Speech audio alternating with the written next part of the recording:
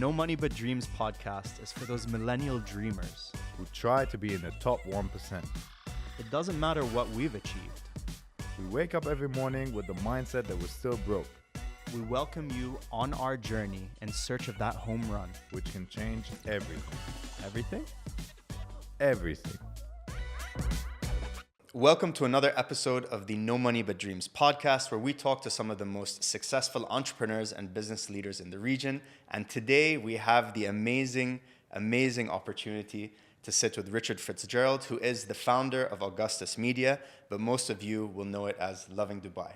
Thanks for having me on, Alex. Love the tagline, love the No Money But Dreams, and love what you're doing. So thanks for having me on. Fantastic. It's really a pleasure. So just starting off, who is Richard Fitzgerald and what is your mission? I'm a 41-year-old Irish guy. I live in Dubai since 2012.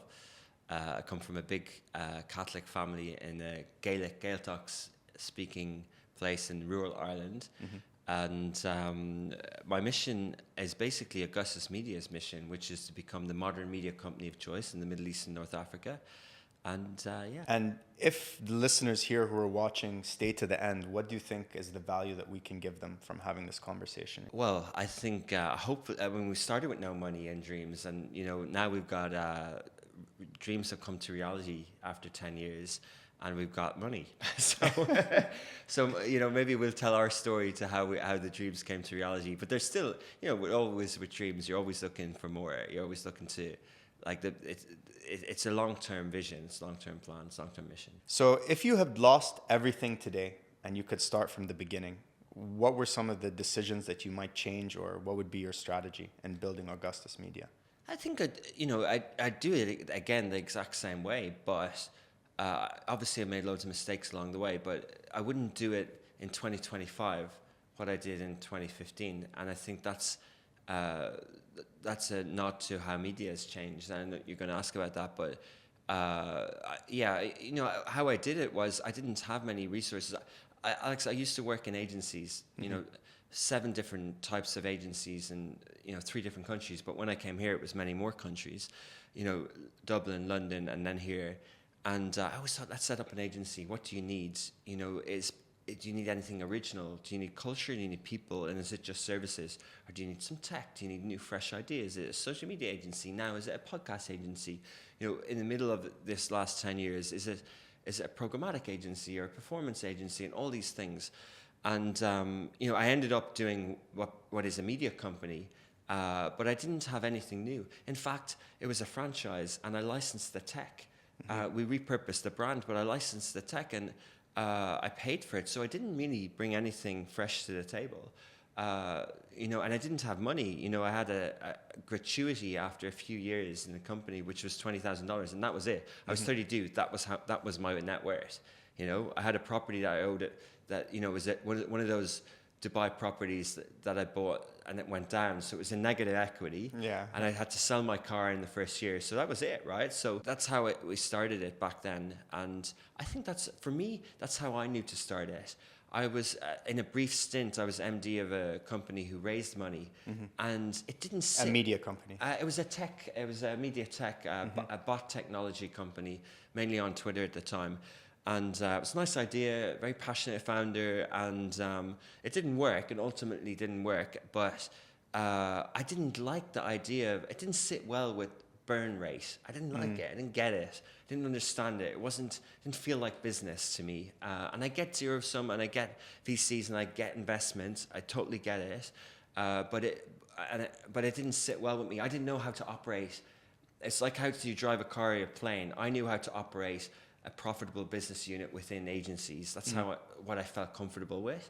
But it was uncomfortable in the sense that who pays the bills? If you're not raising money, you need clients. Of course. That was the hairy part at the start. But it also, I've been in a similar situation where I've worked with a company that had raised a lot of money, and I'm just looking at this burn rate. Like, we're sitting talking about the P&L, and I was like, guys, we can't carry on like this. It's like, no, we can raise money later. It's like, but why would you not want to try and build a profitable business from the beginning? Why would you not want to have proper foundations?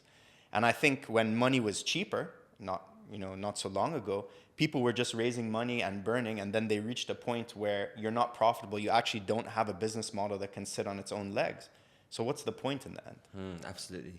So it's definitely interesting. So you took that $20,000, and what was the first thing that you did? Well, it was a $20,000 a year license fee from LOVIN Dublin for LOVIN Dubai. First thing I did was I hired an editor from Stylist from ITB, and I hired a junior commercial salesperson. I took a free zone license, DMCC co-working desk, paid 2,000 or so dirhams a month for the desks, and I stayed as MD as this company until, that was September 2015, until May the next year.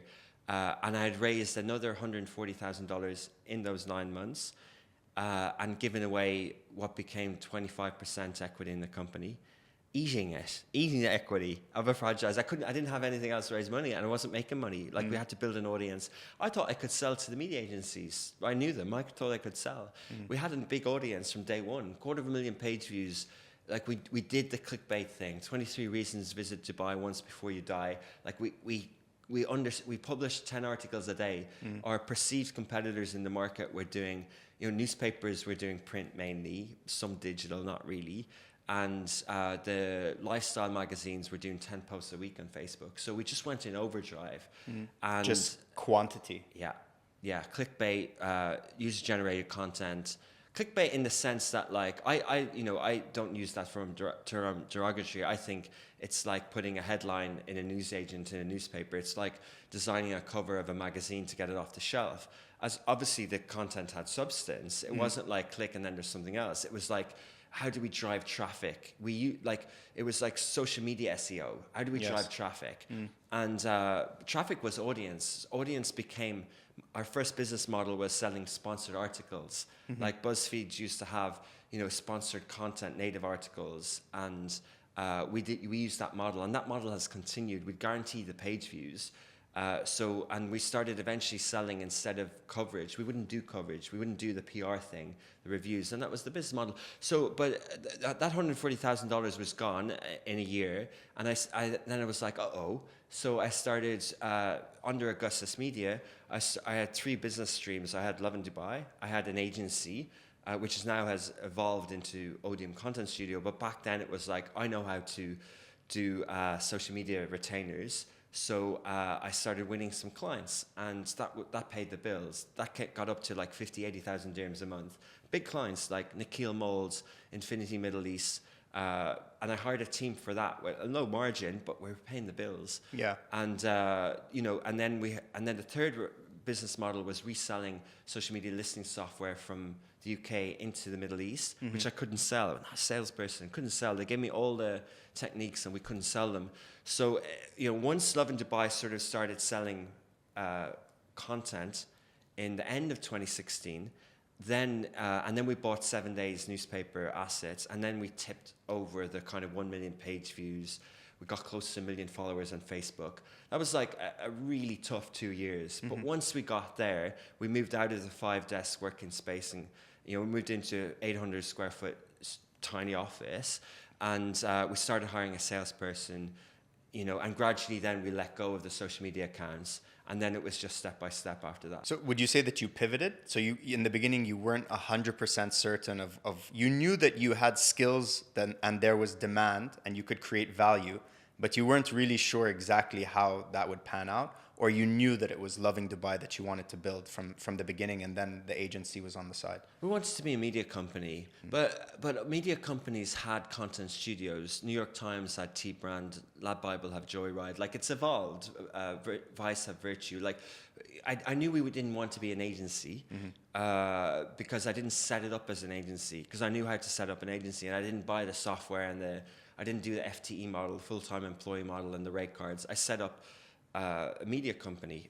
So I knew I wanted to be a media company, but you can have multiple revenue streams. We say we do digital, we do our own IP, our own brands, and we do this MENA region. So we say no to everything else. A guy called me the other day and said, do you want to do LOVIN Dubai radio? I have a license. No, thank you. Do you want to do events? No, thank you. Want to stick in digital? If digital were events, maybe, but like, want to stick on this sort of path. So that's our view of what you asked like what you would do today. I still think there's role for a modern media company, just like going back to the point about fundraising, just like if you can set up a modern law firm today, does it do the same things that our parents hired lawyers for? No. Yes. Like it can have cybercrime, it can have digital IP, it can have all other AI and all this stuff and like all the IP.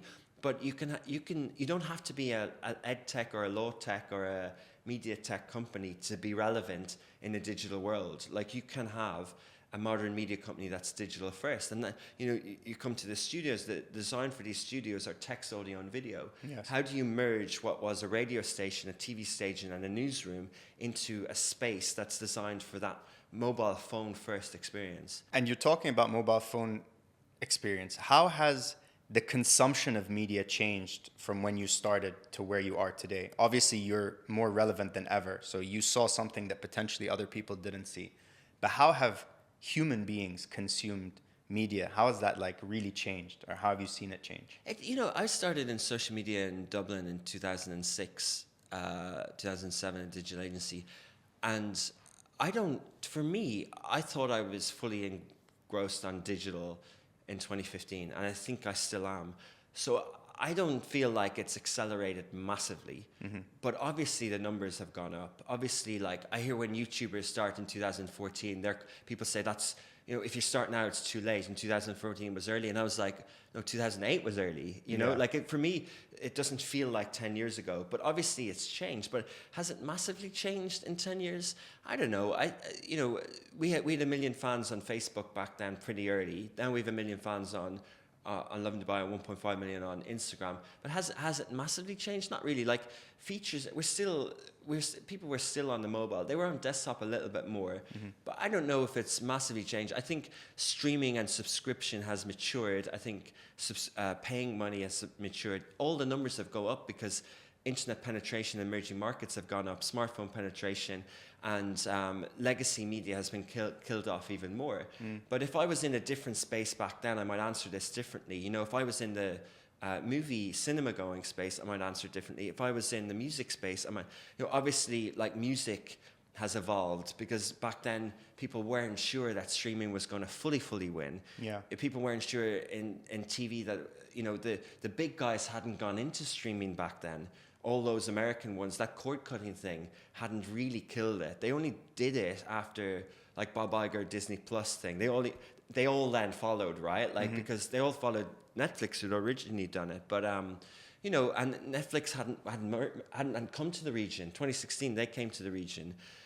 So the big guys hadn't done fully streaming in the region. So but for us, for consumption on fast social news hasn't massively changed. I think I think people the people who were getting their news on digital in 2015 are still getting their news on digital. I think they consume more podcasts. Yeah. The websites are dying or are dead. Completely dead. Yeah. Good. You're firm on that one. Yeah. Fair. But yeah, like, and we have a website and we have an app, but we really believe in newsletters and podcasts and messaging apps. They weren't a thing back then for news. Now they are. You have to look at the channel section on WhatsApp and know the guy who owns WhatsApp, right? And like know what they're going to do there. So messaging apps is a medium, and so are social. And then that sort of vertical video, back people say Instagram copied stories off Snap, but it's that sort of, no one was really brave enough to go all vertical. When you're telling your guys to cut this, you'll tell them to vertical first. Yeah. And like that wasn't a thing. People weren't sure. Now it's all, I always get this wrong. It's all 9:16, not 16:9. And like, that's kind of new.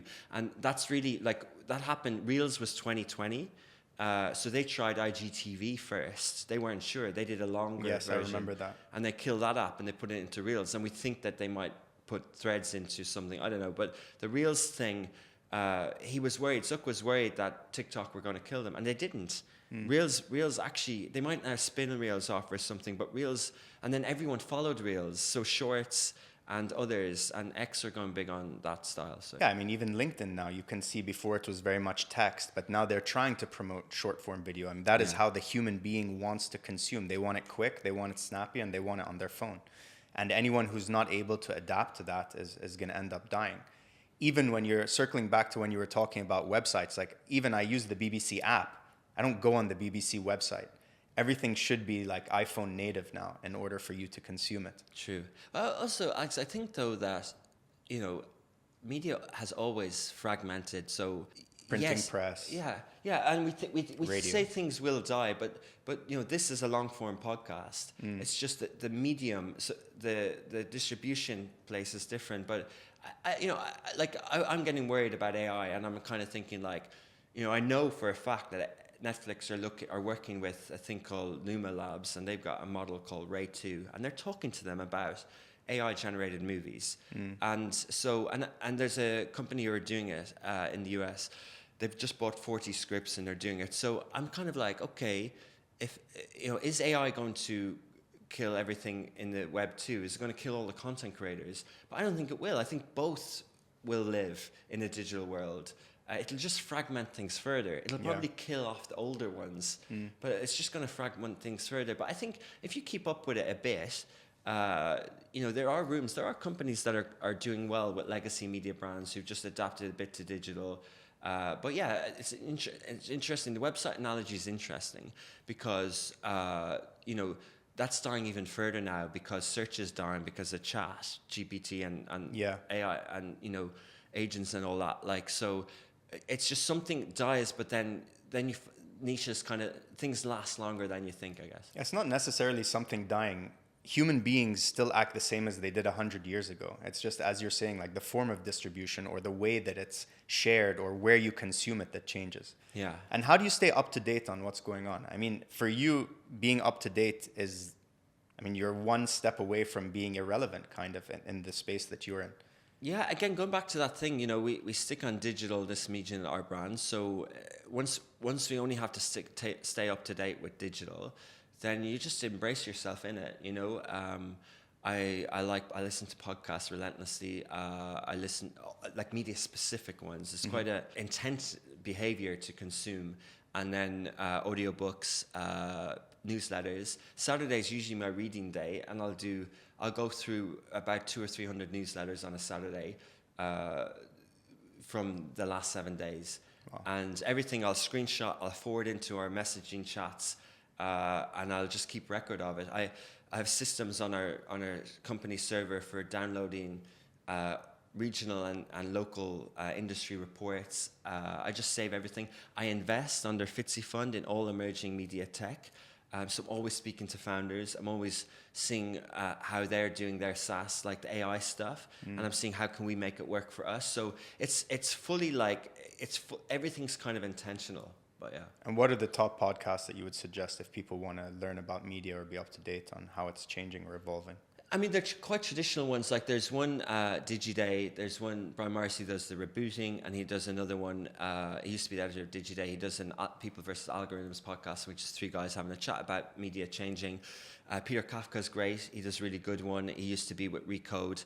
His one is called Channels, and he always has brilliant interviews. They're my weekly 4 or 5, and then. There's probably a few others like that as well. Puck, Singapore and Access, Puck have really good media podcasts. So I think you're projected, or you did around $12.5 million in revenue, I believe, under Augustus 2012, Media. 20 last year, 2024. Yeah. With a 25% EBITDA margin. Yeah. Can you talk to us about what your revenue looks like? Like, where are you making money? Yeah, the split. Or how are you generating revenue with all the digital assets that you've created? Yeah, so we have 3 revenue streams, 3 big buckets. And it's kind of like, should we ever go public? Like, this is what we will educate the market on. One is 2 types of advertising and 1 type of direct-to-consumer. How we break down advertising is branded content advertising and audience revenue. So the first one, which is about 70-80% of our revenue, give or take, is basically native or advertorial content against our audience. So if we have 17-18 million followers or X million views or etc., we have a big audience and we sell into clients who book a post, book a reel, book an article or book a campaign, and then we guarantee the views against that. But Alex, it's heavy lifting. You have to do the proposal. It's like an agency model. So you have to do the storyboards. You have to create the asset for the client. Or even if they give you the asset, you still have to tweak the copy, get the link Otherwise, it's approved. off-brand. Yeah. And then, which is okay in an advertorial, but not on native content. And then we push that out. And then over 7 to 10 days, we do a report. We'll boost it if we have to, if it doesn't hit to our own audience, if it doesn't hit the algorithms. And then we'll send a report, and then we'll chase collection the money. And that's heavy lifting. That's services. That's not really scalable. That's the majority of our revenue. We do that with LOVIN Riyadh, with LOVIN Cairo, with LOVIN Doha. We do that across the region. We do that with Smashy Business, and hopefully, inshallah, with Smashy Sports, Smashy Style. We'll do that as a main revenue model. It's not sponsorship. It's not like sponsoring against our newsletter. It's more like the client wants an asset, but we do the media and the content buy together for them. Then the other model we call audience revenue. Audience revenue is if we have a huge audience, we make money without selling it. Someone's selling it. If you make money from your podcast on YouTube, YouTube have a sales team and an agreement with the agency. So there is a salesperson there, but you don't need to see it. Yeah. All you need to do is sign a partnership agreement with YouTube, and in 30 days, the money's in your account. No lifting. Easy. Much more scalable. Much more scalable, much steady, except in this region, the CPMs are tiny. Awful. And, but we're playing that game. We did really, really well on Snapchat. They're killing Discover shows now, end of Ramadan.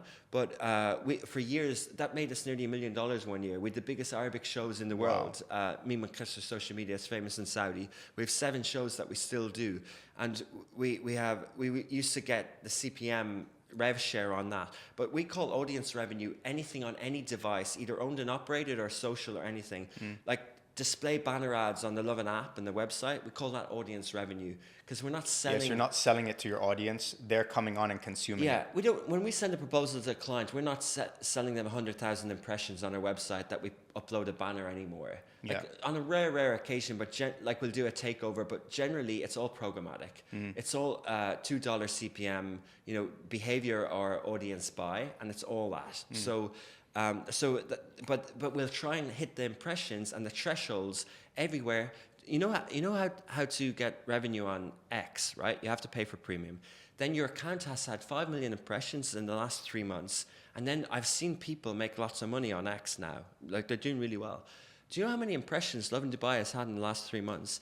We have 250,000 followers. We post every day 10 times. We've done 800,000 impressions in the last few months. Nothing. Yeah. Nowhere near the threshold. So we have to stop posting links. We have to get more native, and we have to, English. And there's 2 million X users in UAE. It's small, right? Compared to Saudi, though. Yeah. Compared to Saudi, compared to Arabic, and even our Saudi platform, LOVIN Saudi Bil Arabi, has the same impressions, but has more potential, obviously. But like we'll look across all these things. Our podcasts, we do 35 shows. We make $5 CPM on podcasts at the moment, but we've 1.5 million monthly downloads. So I'm trying to get it to 5 million. Like we have KPIs on audience per se, without doing, to get some revenue, but it's small. Like a few $1,000s a month, some months is small. And then the third bucket is direct to consumer. So anything kind of with a debit card. And in our business, when we don't do events, it's what is it then? It's subscription. Yeah. What does subscription look like? We have no subscription on LOVIN. But we have on Smashy, our streaming service, and we do local sports in the UAE, futsal, volleyball, handball, and basketball. And, on Monday night, Dubai basketball are playing in Coca-Cola Arena. We're streaming this game. Hopefully people will pay 18 dirhams a month, and we make a bit of money from that. And then on LOVIN, we have merch. So you can buy a LOVIN hat, you can LOVIN Beirut hat, LOVIN Dubai hat, bottles, things like that. Doesn't do well for us, but we'll plug away. And then we have the third thing is a donate button, so people can support local journalism through that. This is 1% of our revenue, but it's a revenue stream. It's a model that we look at. And is your key to try and build that second bucket?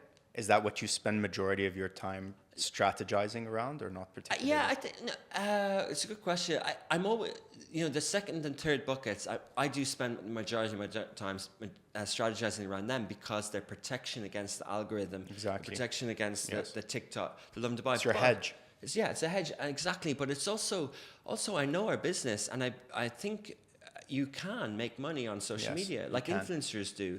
So if LOVIN Dubai is making the majority of that $12 million revenue, or LOVIN is, through Instagram or through articles or sponsored content, I'm comfortable with that business.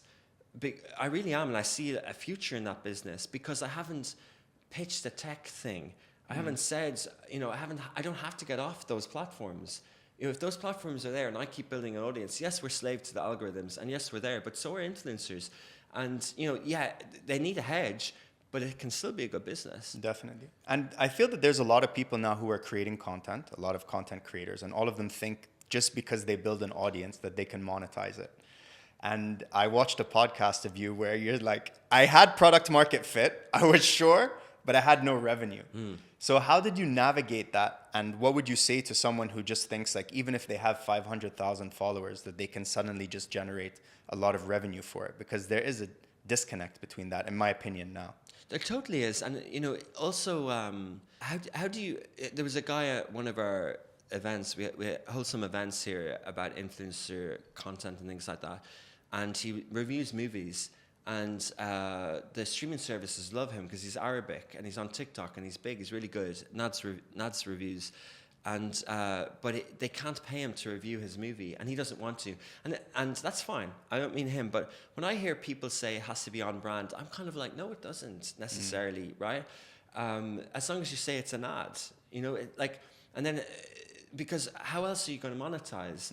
There are some people, like maybe even Huda Beauty was like, I don't take product placements, and then a year ago she's like, I do now. Like I think. Like Ronaldo does, right? Like I think you can. Yeah. You just say it's an ad. And like a magazine in the past just has an ad in the middle of it, you know? And sometimes the person making the ad wants to make the Vogue photo shoot ad like the content of Vogue. So then it becomes more native. Like someone wants to pay LOVIN Dubai for a reel about an iftar during Ramadan. That's cool, right? But it's an ad. Yeah. But the fact that other people don't really think it's out of place on LOVIN Dubai because they think they should find out about iftars in Dubai and LOVIN Dubai, that just makes it more impactful of an ad. Exactly. So, but it's still an ad. So but going back to the point of how we didn't make money at the start is like, you have to persuade people what you're getting. You have to deliver. First of all, they're not used to booking with you, right? They're used to booking with other magazines. And this is what people don't really get. Like, you need... And we see it in other Lovin cities. Like our engagement in Lovin Riyadh is massive, but people aren't used to hasn't clicked yet. Yeah, and Lovin Cairo clicked, and then it becomes an impulse buy. It becomes like you see every other restaurant sees that their competitors. Yeah, I want it too. Yeah, and that sort of drives it. And so then it tips. Exactly. So if content creators have a good model, but you have to keep the client happy. You have to deliver. They have to come back.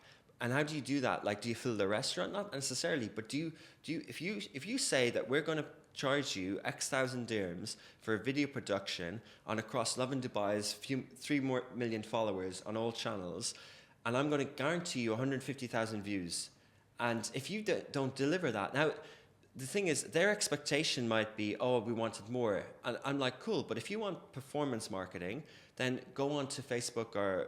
If you want lower funnel, go somewhere else. We don't offer it. Yeah. But what we offer is the fast video production, cheaper than a production company, plus 150,000 views, plus the reputation of the LOVIN brand promoting their brand. And we'll always deliver what we say we'll deliver in time. I love the guarantee aspect of it. The fact that you have the confidence to say that we'll guarantee you a certain number of views, I think a lot of people haven't caught on to that. And that's what people want, because it can be such a hit and miss. Owning a restaurant before, we would have influencers come in. Some of them you're paying 20,000 dirhams for them to come and just shoot your food. And if it's not sold out, then you think that it's a waste of money, but not necessarily, because there is brand awareness. And the influencer didn't promise you anything. She didn't say 100% this is going to happen, him or her or whatever. Yeah. But it can be difficult to navigate for a lot of businesses. I think it was interesting for you. How do you deal with, you're essentially a magazine or a newspaper, but a different form. You're a digital magazine or digital newspaper, but the fundamentals are the same. You create content, people's eyes are on the content, and then you can sell ad space. How do you adapt that narrative? How do you educate potential customers? How are you thinking about that? Our TV station, our radio station, yeah, I think ultimately they want. Yeah, I mean, they're all the same, right? If you look at Like if you break it down to its first principles, a magazine, a TV station, it's all the same thing. A newspaper, they're all the same. Yeah.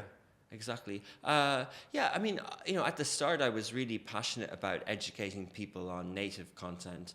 I would say to restaurants, hey, say there's a bar that shows sports, right? Or a place to watch football. And I would say to them, hey, the way to use us well is to do 13 of the greatest goals of all time in the Premier League, brought to you by X bar or whatever. Or 13 ways to make a ravioli dish really amazing, brought to you by this restaurant. Or 13 ways to go off-roading in the desert, brought to you by 13 places to go off-roading in the UAE, brought to you by Toyota. That's native. That's sophisticated marketing. That's Super Bowl stuff. Yeah. What you're dealing with is people who haven't studied marketing and don't have big budgets. They want to post about their iftar on Friday night, and they just want the message. So I tell my staff, the team, I'm like, give them what they want. Don't be pedantic over it. Like, don't worry about it. Like, tell them the benefit of giving them what they want. Like, the benefit in the article of like place names, times, SEO, opening times, all that sort of stuff. People want. Like, we have so many examples of cross-sector. This is the thing. LOVIN Dubai is a horizontal. It's not a vertical. Food is a vertical. During big events in Dubai every year, say GITEX or whatever, we'll post the video on Monday morning and the Sheikh Zayed Road is packed. And Dubai World Trade Center ring me up and go, Rich, what are you doing with this? We had loads of videos ready. I'm like, guys, we tell you every year what our business model is. Yeah. You know that you could have planned a video from RTA telling about the measures of the traffic on Monday morning to go out and LOVIN Dubai. Don't tell me that you don't know. And then now they always do. But like, don't ring me up and say, hey, why did you post the traffic? We already made videos. Yeah, you paid someone to make a video that has no audience. Yeah. Pay me, I'll do it. And I have audience, and now they're happy. Do you know what I mean? And it's kind of like... Very guerrilla marketing vibes. I like that. But it's like, they have a problem, and they're like, why is LOVIN Dubai doing this? We planned this content. We made these brilliant videos. Yeah, you made these videos, and you didn't decide where you're going to put them on your Instagram page that no one cares about, or whatever, right? Or, like, do you know what I mean? And it's kind of like... Yeah, I do completely. Right, like, so it's like, we know they don't like it, but like, I have a model that helps them. And if they pay for it, that traffic video is a different video, because it's like a video of all the plans that they put in place, and it goes out the night before, and it's like, do this, go here, we warned you, and then no one's panicking on the morning. Exactly. Yeah.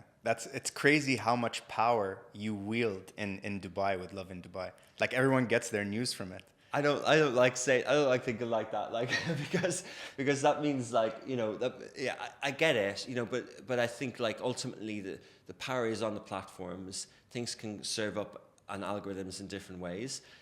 We do have a bit of a moat. We have been around a long time, and I think we don't get complacent. We're having our 10-year this year. We have some plans, and I think, like, the people. In the last 10 years, people now call them pages because of Instagram and all that.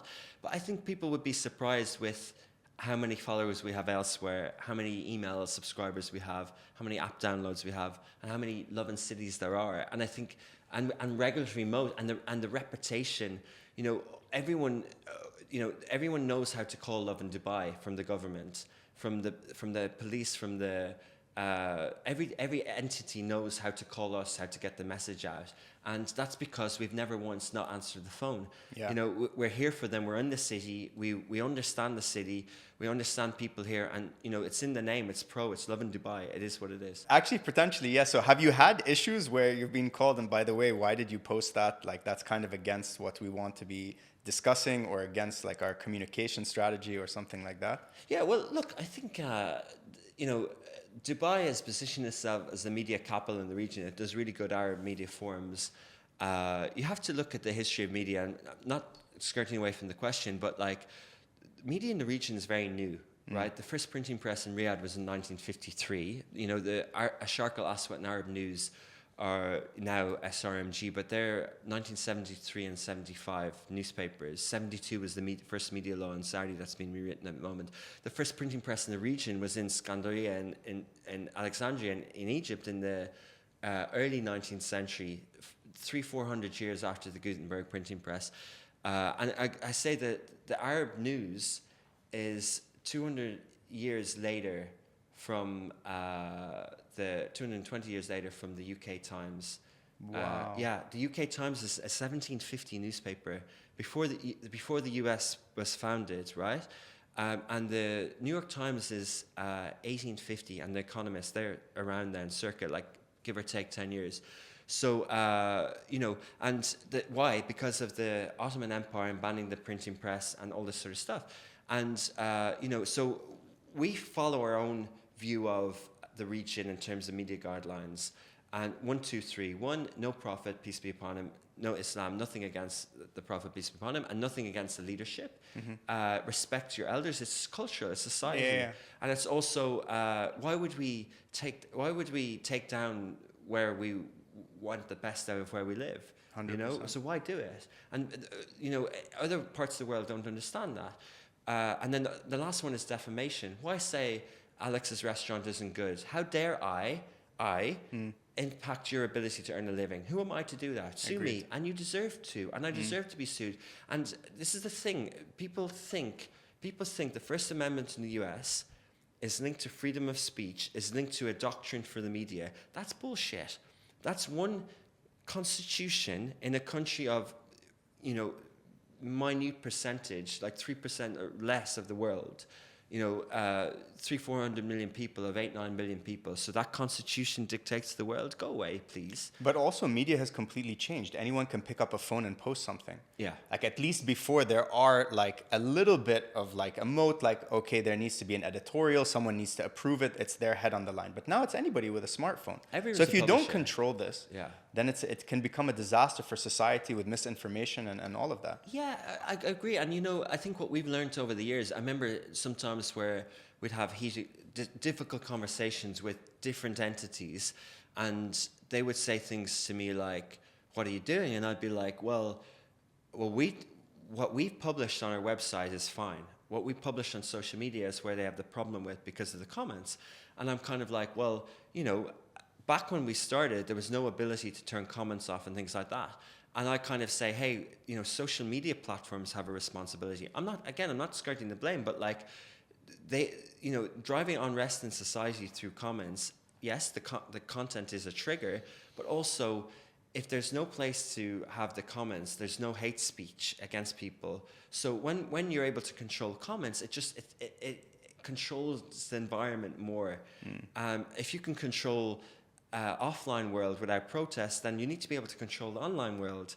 And exactly. So we're able to do that now. So we obviously don't intentionally incite anything, but sometimes you don't know how people react to things. Something can be really positive and people can go off. Like something can be like posts about should maids get their payroll, and then people can get very negative, should they have their data paid for, and people can be racial stereotyping, and people can go off, and it can show an underlying side of society that not everyone wants to admit exists, and then it's our responsibility. Cool, like, so it goes back to your point, like when you say we have a lot of power, cool, but like, come on, like don't tell me we have the power of the whole of Dubai, because like that's even too much responsibility, and I would say like that's why I follow the laws meticulously, and but yeah, there are things, and I credit Dubai a lot with how it has evolved in the last 15 years with getting more mature, because I see other regional markets and I see they're on that journey. I see how triggered they get with screenshots on WhatsApp because of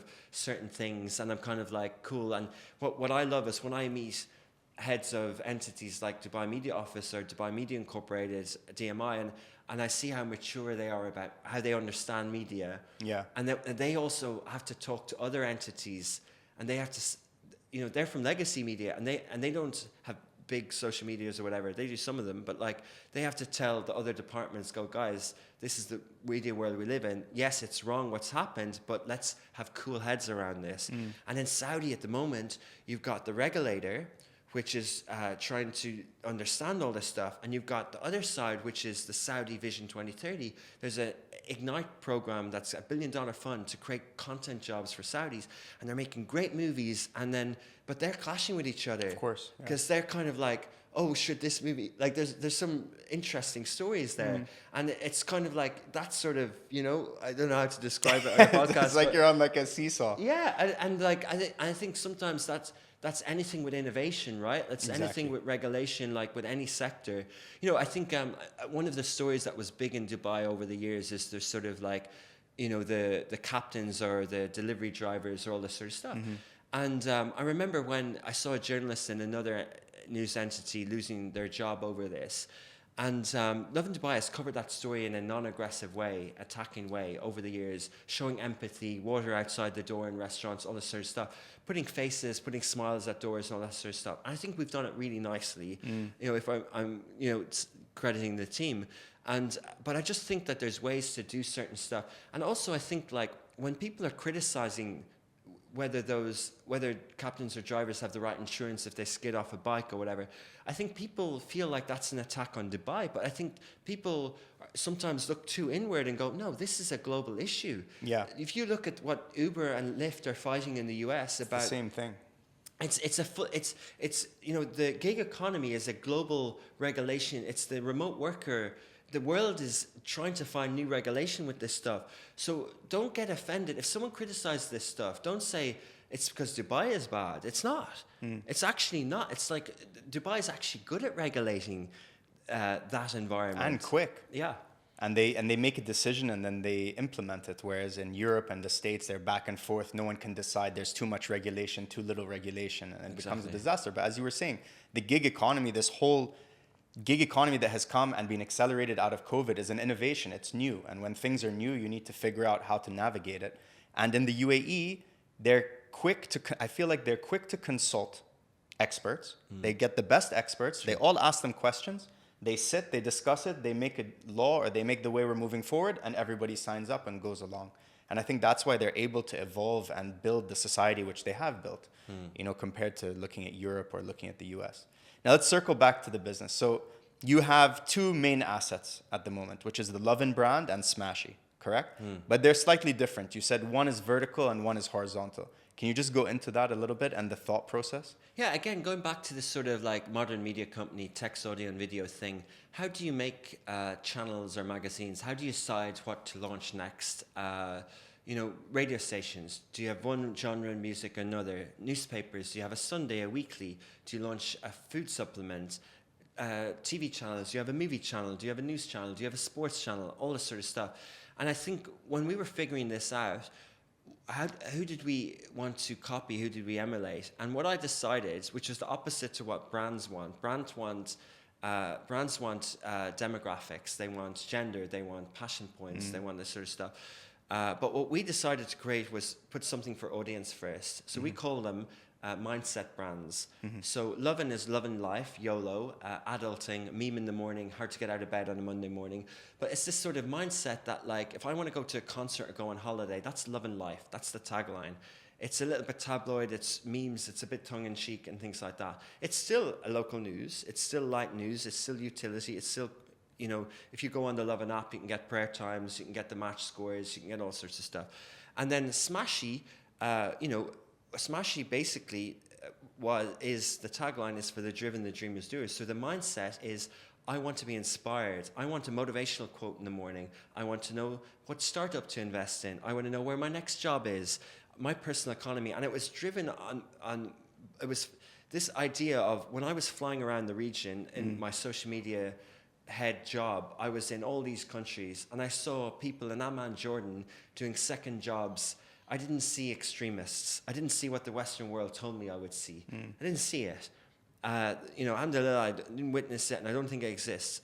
Generally, like I think, I on the face of it, I think people want to put food on the table. Of course. And I think that's everywhere, even in Gaza, genuinely. So, so how do you create a brand that taps that mindset? LOVIN will cover a lot of that stuff, but that's the other brand. And we made the mistake, we called it a streaming service, but it's not, it's a content platform. The app is a streaming, just like the LOVIN was a website.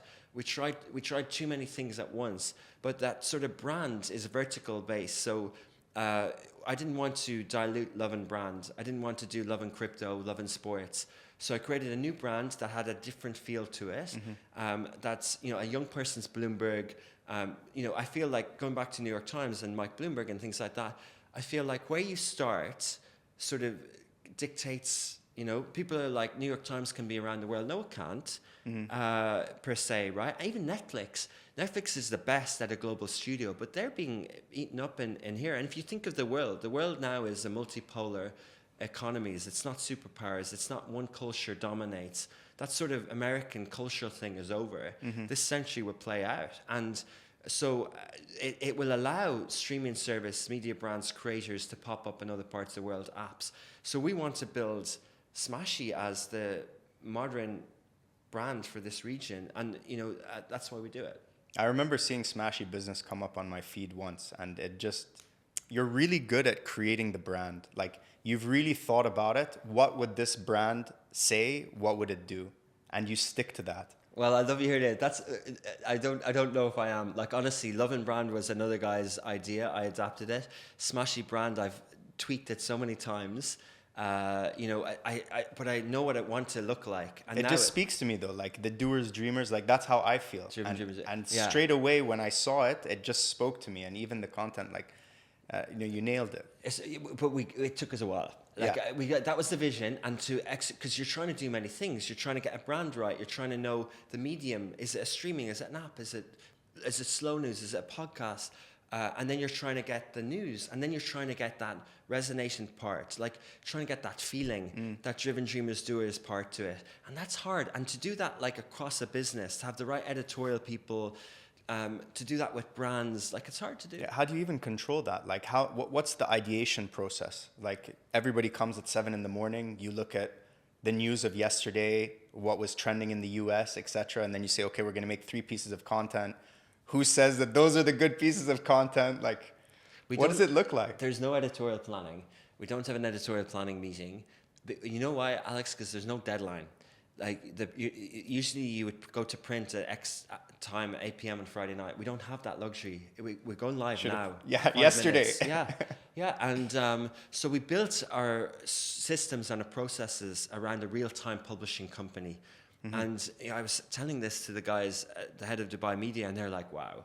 They're like, I don't want to paraphrase them if they don't like me saying that, but like they were like, oh, we can't do that because we're government, etc. But we have 15-minute approvals, and we have 3 stages to it. We have a reactive chat where you drop in a video or a link, or someone sends us a DM, or it's a news source from anything else. And then we have a headline chat. And then we have a preview link. Are these all in Slack or WhatsApp? So we moved away from Slack. We have Click. It's under Zoho. So it's similar. Yeah, they're channels like that. They're IM channels. We don't use WhatsApp. So we do it like that. And that's a 15-minute approval. And the idea is to capture the zeitgeist of the city or of business. So shift work. Journalists come in, like the trains or like Emirates Airline. Journalists come in and they start at 7 a.m. And they have to publish hopefully every 40 minutes, even faster. This morning, I woke up, like everyone, I saw the fog. I'm like, oh no, the journalist doesn't start till 9. I opened up LOVIN Dubai's DMs, and this is about 6 a.m., and there's like 200 DMs of tagging the fog. But I knew, and then at 9:43 this morning, the fog video went up in LOVIN Dubai. Ideally, I wish that was up at 7, but I'm not going to stress out someone on WhatsApp over the weekend. Agents, bro. What? AI agents in the future. Yeah, and we're embracing all that stuff. But you have to capture the zeitgeist. So when they come in the morning, they go, okay, what were people WhatsApping each other last night? Is there a viral video that isn't okay to publish? Okay, how do we capture that? How do we blur it? How do we say it? How do we do it under those guidelines? And that keeps us, we say we're a non-scripted company, so we don't do episode drops, we don't do originals.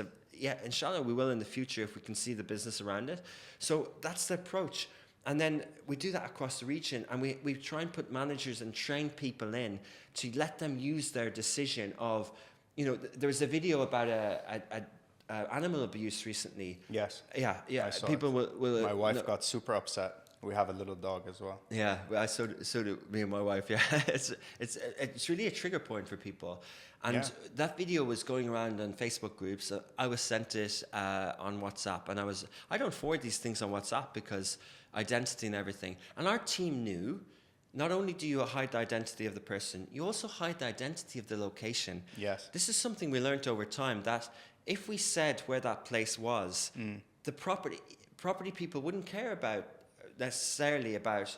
I shouldn't say that, but they would sue you over you labeling their place as hosting animal abusers. Therefore, Exactly. people won't want to rent in that neighborhood.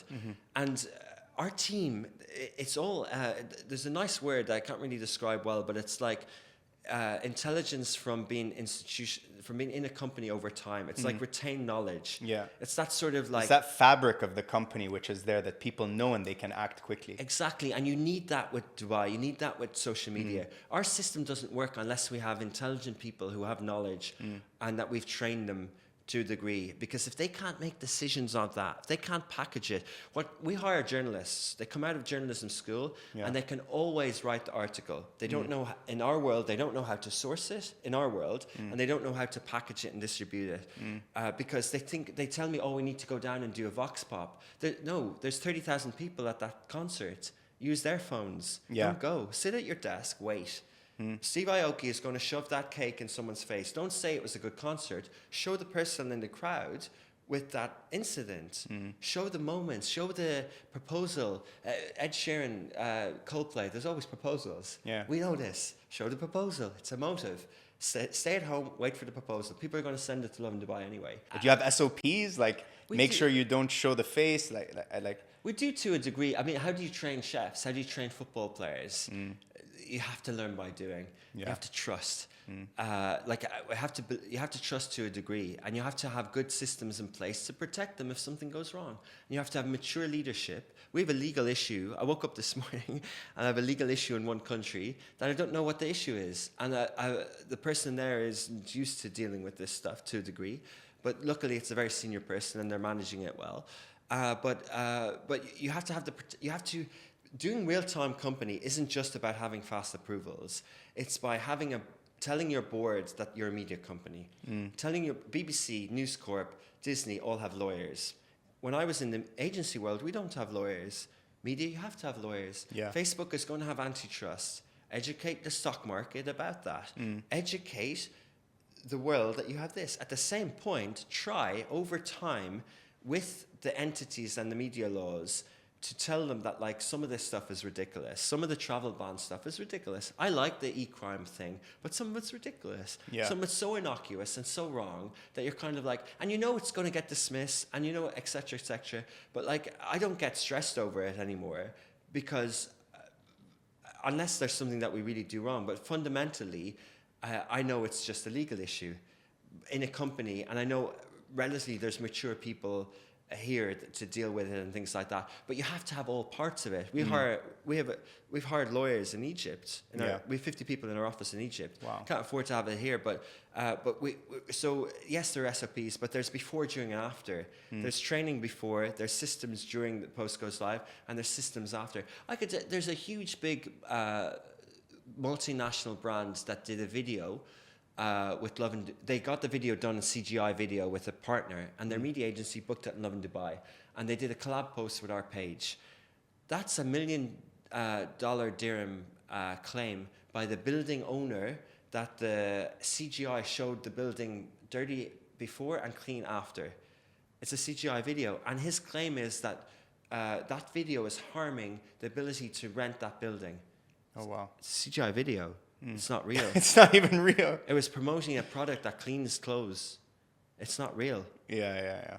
And there's travel bans over this stuff, and there's lawyers, and there's all this stuff. Yeah. Do you know what I mean? Yeah. It's ridiculous. Yeah, it is. And you know, like in terms of training people what can be innocuous, I learned that first when I remember when there was like storms in Dubai, not the April 16th ones, but like 5, 6, 7, 8 years ago.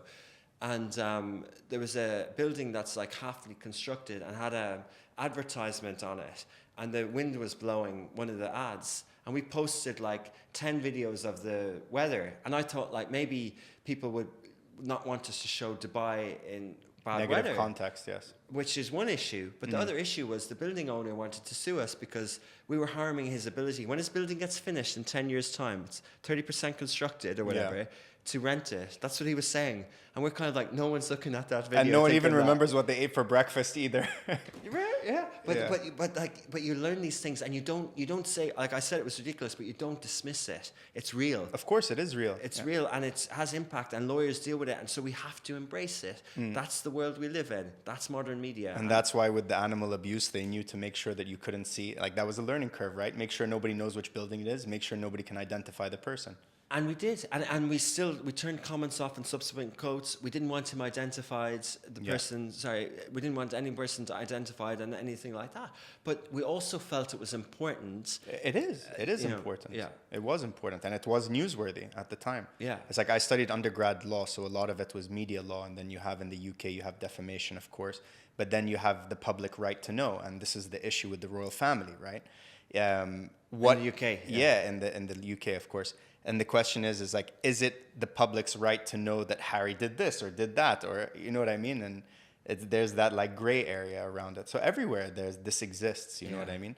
But I think again, it's been exacerbated by the fact that the new media and social media is so quick, and anybody can post, as you say. Yeah, you're a proper outfit. You have a name. You have a brand. You have lawyers. You have everything behind you. And by the way, we have extra licenses. We have a license that we have to publish, but we also have a MRO, Media Regulatory Office license for LOVIN that's checked every year, which is like a newspaper and a radio license. Oh, which allows you to comply to all that. So, and we have that in Saudi and in other places as well, which is hard to get, but yeah. So have you raised outside money? You said that you took $140,000 early on for 20%. That's it. That's it. And everything else was bootstrapped. Yeah, there's some debt over time. We don't have any debt at the moment. Not that it's good or bad thing. We just haven't needed it. We've got good. We started, as we did better audits over the years, we started investing our free cash flow in different places. And I've spoken to investors. I've spoken to all sorts of investors, media companies would try and acquire us. And what I learned is that media companies want to grow their media business, not yours. So I would have to fall in under theirs. And I just think we've got more to run with. I agree. We're building the train tracks. We're in countries that other people aren't going to. We've got LOVIN Baghdad. We've got LOVIN Khartoum. We've got LOVIN, 2 journalists in Gaza, Amman, all over the place. And I just think we're going places and that level. So it doesn't fit with a media company to invest. So who invests? VC, but we don't have the tech story for them. So who invests? Private equity, cool, but even we're still too small for private equity. They need us. Some of them need us to be $25 million revenue a year. This year, inshallah, we'll do $15 million gross, but it's too small. So then some baby equity, they call themselves that, spoke to us, and they don't understand media. So they want to stick to where they understand. So I don't know, like I feel comfortable enough growing the business the way we are, and I think we can get to that $25-30 million month by the end of the decade through largely thanks to the modern Gulf states and how they're growing. And we have some plans, like we want to build studios like this elsewhere, maybe in Egypt. We have plans to grow, but no, we haven't raised money per se. We do dividends. I want to try and get us to $100 million revenue. And I would try to list the company, but again, over 10, 20, 30, 40 years. This is the first 10 years of a long term. But when you look at your business model, your growth is amazing. You did 12, you're planning to do 15, and I read all the different, revenue figures that you had since you started, and you're at 25% EBITDA margin. So you're a very healthy company, actually. There's no reason why would you want to give any of your equity away. It's the most expensive thing you can give away. And you've been slaving for 10 years doing this and creating this. So I think you have a bright future, and it doesn't make sense. It doesn't make sense. We could dilute. It doesn't make sense. But what would you do with more money? If I gave you much more money now than what you're making, how would it allow you to deliver more value to the business? Do you think it would? No, I don't. And if I did, I would go get more money. I agree. But I think if you have more money, you would do things with it. Like you would do more M&A for the sake of it per se. And you would. But there's certain fundamentals like with streaming, you know, you can't force 5G penetration in Egypt. You can't force piracy stuff. There's certain things, like, I know people who raise money believe you can, like you go first and everything, but it's, again, going back to how I run in a business, it doesn't suit. You know, if we had more money, we would probably go a little bit faster, but I like the constraints and the restraints of knowing that I can't hire a full MD in Qatar, and I have to go step by step. I know it's going to take me longer, but again, I know I'll have a better product in time. Yeah. But yeah, we probably are spread a little bit too thin, you know. But by going slowly, like with Smashy TV, the mistakes that we've made. We were linear OTT. We didn't pay a lot of money for streaming rights for sports or any. It's all with our AI cameras. But if I had money now, I would put those rights up there. But it'll go against the plan I have, the structure of the business. I want it to be a content company, not a licensing company, you know? So, but yeah, like, you're right. And I think you understand that, like, that money isn't always the answer. It's like... Actually, sometimes it negatively impacts the entrepreneur, to be honest, when they have too much money, because then things are too easy and you don't have to find the solution to the problem. Yeah, I said at the start, our mission was Modern Media Company, and we want to do it through inspiring stories across the region. Our mission isn't to exit. Our mission isn't to go public. I say that as a business trajectory, but it's not the mission. I don't care if we don't, you know. And some people raise money because they have to go public. You know, it's a status thing. But we don't want to do that. Like, in our world, it's the worst thing you can do. Vice launched TV stations because they had to. And failed. And BuzzFeed raised money at 1.7 billion, went public at 1.5 billion. Their market cap is less than 100 million now. So every year they have to pitch a new story. I attend the shareholders' calls. I get envy. I get FOMO. They're studios, they're originals, but they're doing it because their pockets are full, not because the audience wants it. Exactly. They're creating what they think is value, but it's actually value to the shareholders and not to the actual people who are going to pay in exchange. Do you think you're scaling too fast? No. No? You think you're slower than you would like to be, or just right? Just right. I think we're just right, per se. I think there's some years that we're slower, and some years we're better. A lot of our 25% growth now, I don't think our 25% growth is sustainable without the boom economy that we're in. Yeah, of course. So I don't think we're too fast, too slow. In Saudi, we're in Saudi 7 years, and it's 1/10 of our business. Why? Because there's no SME market in Saudi. They're not advertising yet. But I don't mind. I'm okay. I see Riyadh. I see the future. I'm cool with it. I'm going to be there. Like, I used to go around Riyadh in the last few years and get FOMO, like, because I would see that there's no gym, there's no class pass, there's loads of stuff, and I'm kind of like, oh wow. I'm like, hang on, Rich, you've got love in Riyadh, you love in Saudi, you've love in Jeddah. Just play steady, stay where you are, build up the podcast, build up the audience. When a customer comes to you, deliver well, deliver again, and watch your margin every month, and move. Like, going back to the point about capital. Capital is two things: it's human capital and it's money. So, do you add more resources? Are you resourceful with what you have? And a lot of the time, we're trying to be resourceful with what we have. And what is your strategy to move into a new city? Like, how do you get started? Do you want to start loving X? What do you do? Well, in the past, because we started LOVIN Dubai as a franchise model, and I didn't think it worked. We weren't incentivized long term, so we bought out of it. So when I wanted to go to other markets, I set up a JV model, and it didn't work otherwise. It was incorporated JV. Why didn't it work? The founder wasn't aligned with us. They weren't good enough, and we didn't own it. They didn't fully own it. So in the end, we decided to own everything ourselves, but it means we go slower.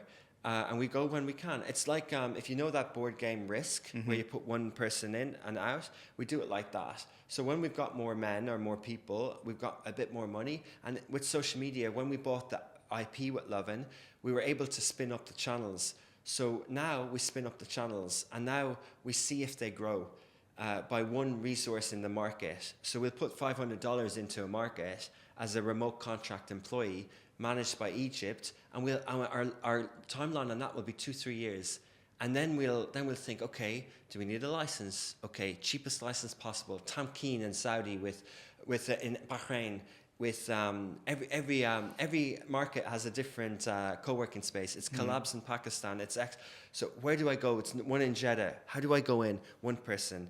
Do I need a license? How quick can I sell? I wish I had a better model than knocking on doors to sell or getting inbounds. I wish I had this audience revenue with the utility app. I wish I had enough coming from the LOVIN Bahrain app with donations and with impressions to give me a few grand a month to hire the first salesperson. I don't yet. So going back on the hedge, I'm trying to build these things up. We're spending a lot on downloading apps with Adjust app, with MMP on TikTok at the moment. So our app numbers are going up. I have 50 people in Egypt. It's costing me $700,000 or $800,000 a year. And we have a salesperson now in Egypt. LOVIN Cairo has cracked that market, and we'll try to do that number in revenue in that market and from that office. So now that office is break even, but I have 12 developers in Egypt building my apps, trying to make it cheaper to go into those markets. And then you have to look at the economy. You have to look at the moment, we don't have an office in the Levant, but we have 5 Lovins: Baghdad, Damascus, Gaza, it's called LOVIN Palestine, LOVIN Beirut, LOVIN Amman. I'm thinking, how do I do those 5 countries? Do I take one co-working space in Jordan? And then I was thinking, do I hire the best content person I have in Bahrain and let her run the office?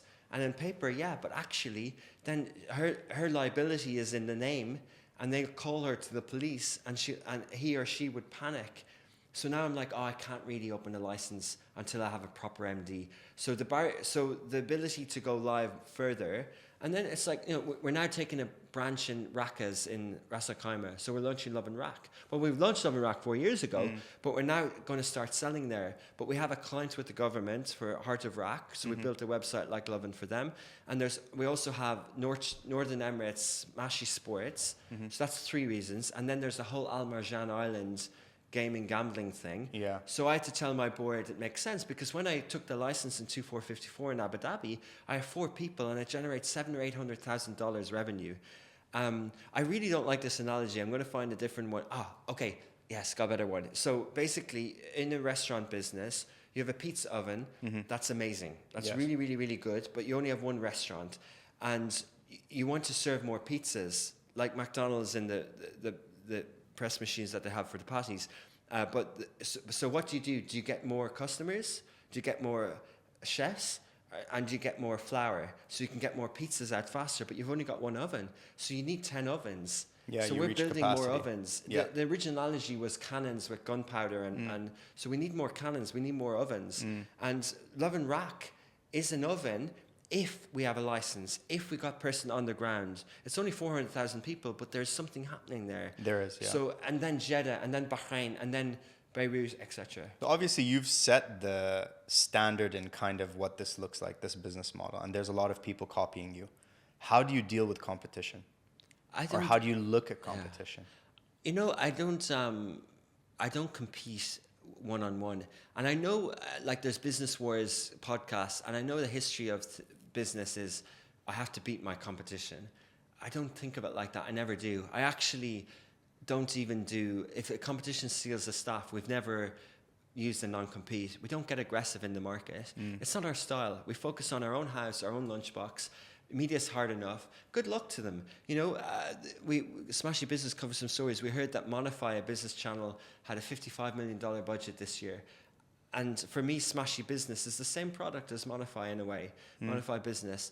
And they pretty much are going bust. They fired 100 people a few months later. I don't wish that. I actually like that they innovating the media, and I welcome that.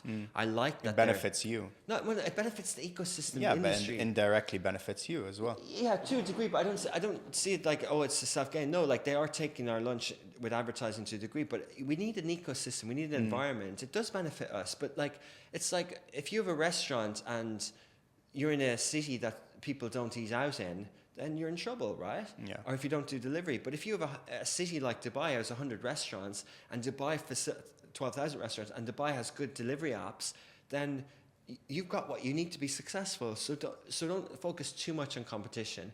On the Instagram side, there's many pages cropping up. We're aware of it. People are jealous of us because we have 1.5 million followers and they might have less. But some of them might boost posts more. I see one page at the moment and they're buying likes, and that's okay. I won't name them because I don't want to prove it. But there's a lot. Yeah, I've noticed. Yeah, there's a lot, right? But I'm not worried about that, because that might lose us some business. But we know that our audience isn't bought, and we know that if we're boosting, it's to our own people to re-aware them or whatever, but we don't boost our stuff anyway. But the point is that, like, how do we stay relevant? I'm thinking a lot about LOVIN Dubai turns 10 or 10 year. We can do things, Alex, because we're bigger. We have more power than how we were 10 years ago. And now that's not a bully boy approach. It's kind of like, well, there's something to that because we have better marketing ability. We can do billboards. We can do other things. We've got better relationship with influencers. We've more people to go to more places. We've got more resources to do more content. We've got the ability to pay for AI software. And if we're fast enough to move faster, if you go on Smashy Business on the podcast today, there's an AI weekend edition with a cloned voice. It's not very good, but we have the ability to do that because we have our mindset and our team to train them. And we have the credit card that we can pay for the software and all that sort of stuff. Definitely. Now, circling back to how you run the business, what's your leadership style generally? What would you consider it? Yeah, I don't know. Micromanager? Not necessarily. I don't think it's possible to say the opposite of, like, you know, a helicopter approach versus micromanager. I'm definitely someone who's got their sleeves up. I'm not wearing sleeves today, but I'm definitely someone who's in the weeds, like Gary Vaynerchuk used to say, or in the trenches. I'm definitely a chef who looks at the food. I watch the shows. I don't like heads of content who are asking me for resources and then they don't watch the shows in Arabic. Like I'm not a football coach who doesn't watch the reserves. I watch the reserves. I watch the team. I watch the youth. I watch it. Am I a micromanager? I couldn't be a micromanager. If I have 110 employees with 5 heads of offices, 4 heads of departments, it's not micromanaging. Are there times where I'm micromanaging? Absolutely. Of course. You have to. But I'm not a micromanager in style. In fact, I love mistakes. I love delegating. I love things. I get so excited when I see something happen that I had nothing to do with. In fact, it gives me the best rewards. That it was naturally created under the leadership of you. The team lately, Mahira, Raneem, Lena, the young girls who do client service, they ran with and they did the whole Augustus events that we had with 200 people here. We spent $13,000 to bring in an events company, and we had 2 events, one for Ramadan, one in September, called Regional Impact Local Influence. They did all that. They did all that without me, and it was a success. They bartered on goodie bags. They did everything. You know, there was a drone show the other day at a. I saw that. I didn't do it. I didn't do that. Yeah. I met the guy a few weeks ago, the Skyvertise guy, but I didn't follow up with him. He texted me the video. He goes, "We did this for you," and I'm like, "I was in Saudi at Leap," and I'm like, "What?" Wow, that's amazing. Yeah. And how many direct reports do you have to you? So I knew you were asking that question, and that's why I kind of alluded to it there. There's 9. So there's like 4 department heads and 5 office heads, and they're different people. So the office heads are in Abu Dhabi, and I'm the Dubai office heads. But so there's Dubai, Abu Dhabi, Riyadh, Cairo, Doha, and probably one more, well, including me. So maybe 8 direct reports, and then 4 department heads, which is the content department, which does everything editorial on the audience part and the video and all that. The commercial department, which is marketing, business development, and all that sort of stuff. And then the operations department, HR, legal, finance, and the tech department, which is product. So that's a developer in Egypt. But then he has a dotted line into the MD in Egypt. But also I have a weekly call with him, and I have a weekly call with the 4 department heads. And they send me a weekly email. And the weekly email can't say I'm doing anything next week. I don't want them to sugarcoat. It's like Elon Musk, what did you achieve in the last week? I want to see what you did in the last week, and if there's any red flags that I need to be aware of, and I don't need to see or talk to you in the next 40 hours. That's it. That's all I need to know. If you and I happen to be working on a project together, that's different. But in the week, that's it. So I only need to. Today's Saturday. 4 of those offices, or 3 of those other markets, not Abu Dhabi, work on Sunday, right? So I'll have a call with all those people on Sunday. And the product guy is in Egypt, and so is the legal guy. I have a call with him as well. So I'll do 4 or 5 internal calls on Sunday. And I do that every week, all year round, 52 weeks. Work 6 days a week. And then I go into work on Monday morning. I've done all my emails. I've done all my direct reports. Every one of those heads have sent me an email on the last week before 9 a.m. on Monday morning. And that's the rule. That's the cutoff time. And I've replied to it before 9 a.m. on Monday morning. If they send it to me on Sunday night, I get to the office early Monday morning. So 9 a.m. Monday morning, fresh start, everything's done. That's super interesting. And if there's, we all read business stuff. I remember reading about like an oil spillage in, Latin America, and the CEO of the oil company visited the place, and the dam burst a year before. So he was in market. He should have been told that there was an infrastructural issue. And in the next preceding 12 months, he didn't fix the dam. It's his fault. Yeah. It's not anyone else's fault. It's his fault. If something goes wrong, you're accountable, you're responsible. So build a system that allows that information to come to you and bloody well act on it. How long did it take you to build that system? Like, how did that work? This whole email reporting thing? Kind of day one. I mean, from day one, I write a monthly email on the first of the month since 1st of September 2015. If there's one staff, I'll write it. I send a board report to the 3 original investors, that 140K, on the 8th of the month, every month. Whether it's holiday, hail, rain, or snow, they get a P&L. It's boring, it's repetition. We have 1 hour a quarter. We have 4 calls a year. That's it. And it's automated, but we cover everything and we don't miss anything. And that's how I run it. That's super interesting. Do you think that personal branding is important for entrepreneurs? Like building their own online presence and building their own brand? I think it's important if you know how it's important, if you know what to do with it. Why am I speaking to you? A, you're good and your podcast is good, but B, I'm speaking about I'm trying to protect against people thinking other things against us in the future by getting our voice out there. So when I'm doing my personal branding, it's Augustus Media's mission, and I'm trying to be transparent. We share our annual reports. I'm trying to show we're a legit media company. We don't have bad actors. We don't, we're trying to navigate. Yeah, it's hard, but here, look inside the house. We're transparent, I found that really, really intriguing that you published it online. I could find it easy on like a Google search. Not many companies or founders would ever feel like doing that or feel that they want to be transparent. I think that's super noble. I think it's important, and I think I don't have anything to hide. Like, yes, you can communicate in different ways, and you can get better at communication, and things can be turned against you. But then we have to embrace that. Crisis management is real, right? Like, we have to be able to deal with something when it comes at us, and and if we do something wrong, we have to hold our hands up. But yeah. And how important is cost control in your business?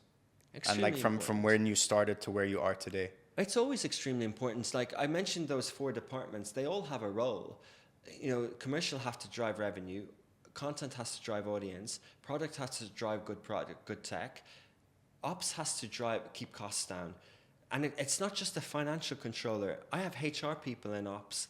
They have to make sure there's contracts so we don't end up paying bills we shouldn't. The office manager has to make sure everything to do with the leasing is with them, like the bills, like it's all to do with cost control. Also, cost control is super important because of cash flow. Like there are 90 to 120 day payment terms with these big agencies. That's 30-40% of our revenue. That can kill any business. Yeah. So how do we build systems around that? Like how do we keep, our investors would be like, hey, I want more dividends. I'm like, no, like I'm not giving you more dividends. Why are we keeping a few $100,000 here? Why are we doing bonds? Because I need 3-4 months runway. Just in case anything happens. Yeah, and because my payment terms might be 3-4 months runway. So cost control is super important. But going back to how you described the fundamentals of business, like running a profitable business is fundamental. Yeah. What's the culture like when you work at Augustus Media, and how do you hire top talent? Like, what's your system? We hire fast. We fire fast. We don't hire 10s out of 10 people. We don't hire from the market per se. Sometimes we hire 5 out of 10, and knowing that they can get to 7 out of 10 sometimes is enough for me. A squad player is a squad player. That's not really, that can be frustrating as hell, and it's not really what you hear on podcasts. It's not about the best talent. It's about, because we have values, and if people have good attitude and they want to learn, they can get to 7 or 8 out of 10. And 7 or 8 out of 10 over a course of a year with all your other life's responsibilities is good enough for me. If you can do that in a football pitch every week, get a 7 or 8 out of 10 in a math rating, that's good enough for me. So that's all we sort of expect. And the culture, we have 3 values: velocity, ingenuity, tenacity. Velocity is about momentum, getting projects over the line. You need to create momentum. You need to get people in the room. You need to share. You need to have open documents. You need to create momentum. You won't get it done.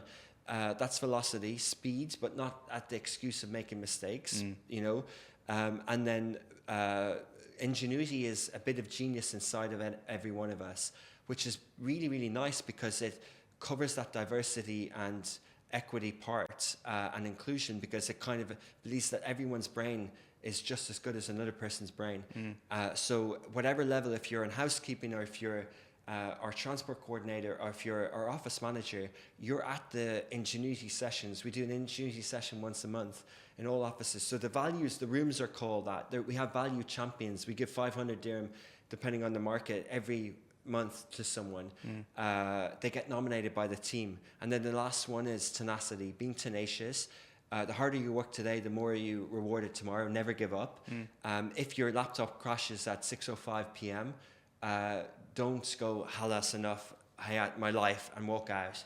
That's fixed mindset. Open the laptop, breathe. What you can get done in the next 20 minutes is you're going to feel a hell of a lot better tomorrow morning. For sure. Than starting from scratch then. So it's this sort of it's that approach, it's that growth mindset approach. And when you say you fire fast, how do you know when to fire somebody? How do you know when it's not working out? Is it a gut feeling? Is it they don't meet KPIs? Or because I really struggle with this. Yeah, I struggle with it too. I really struggle. Like if I look at all the mistakes that I've made, majority of them is that I held on to somebody for too long who was not in the right position. I'm doing it at the moment. I'm making this mistake at the moment. I can talk quite, passionately about it. I have it cracked, but to actually do it, it's really hard. Yeah, it's really hard because you can always because their bills are being paid. They're needed in that role. Yeah. But what is that role, and how do you manage that role? And then I think the other thing though is that I think sometimes with skills changing so fast, I think you have to try and understand that if someone can't do AI or a new software, find someone, get more budget to find someone who can, and don't fire that person because they can't do it. Yeah. Because the role that they're doing is what your company needs right now.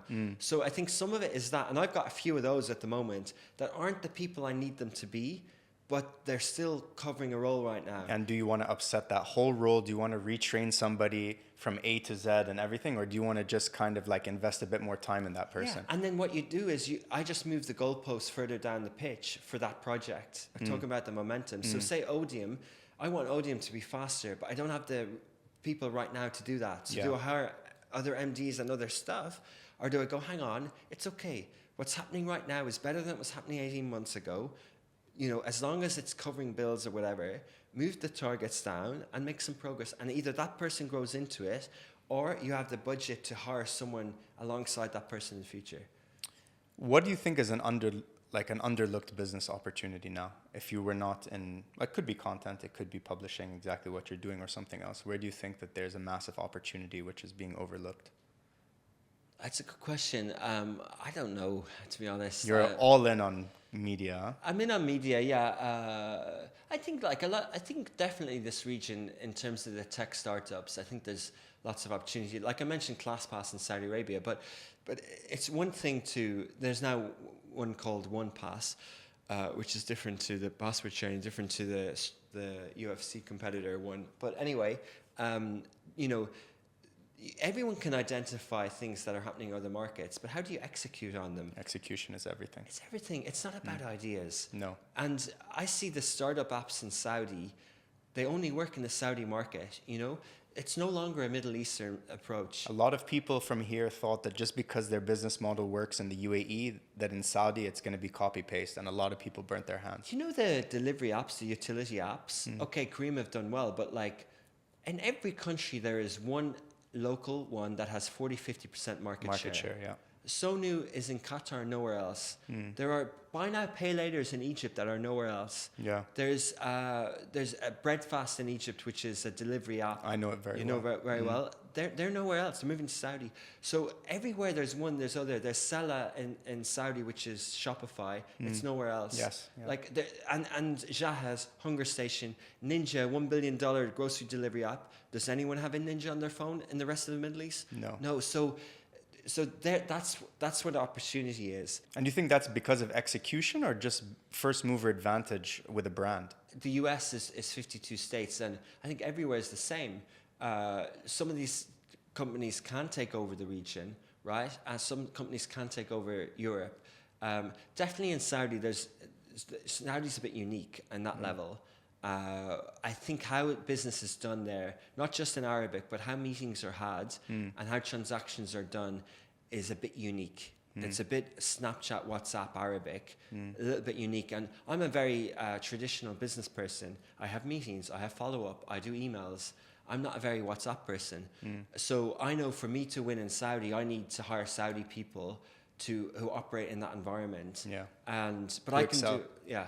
But then I can still have our culture there. I can still believe in hiring Saudi nationals in our culture, and we've had the biggest shows around, and we do well over there. But like it's $1 million business, and we're the first and only foreign-owned media company in Saudi Arabia. Have we really cracked it? No, but did we understand that it's different? Yeah. So just to wrap it up with the last question, which is a question that I like to ask: what's the kindest thing that anybody's ever done for you? People do kind things all the time for me. My wife does so many kind things to me all the time because I've never had that. And constantly, we're celebrating Ramadan together for the first time this year.